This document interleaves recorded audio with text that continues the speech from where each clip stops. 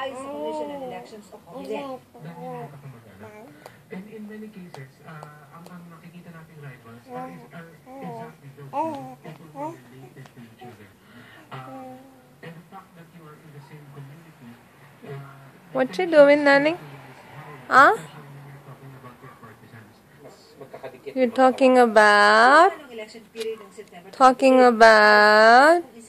Daria. Daddy's shirt?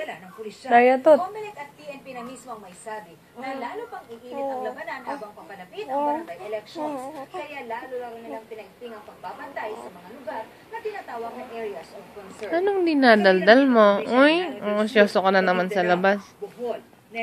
You just went out. Cebu, Masbate, Sultan Kudarat, Agusan del Sur, Lanao del Norte at Sorsogon. Intense political rivalry within the area and the presence of various threat groups.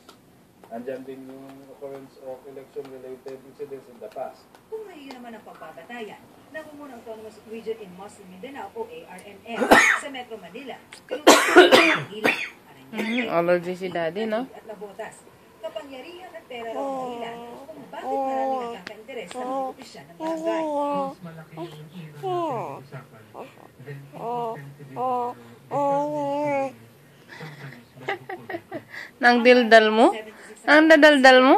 Na? Barangay sa buong bansa na may kitang halos 90 million Ano meron sa labas? mahigit 27 billion pesos naman kita ng barangay Western Bikutan sa Taguig na siyang pinakamahirap na barangay. Yeah. Marisol Duraman, nakatutok 24 oras. I am ready.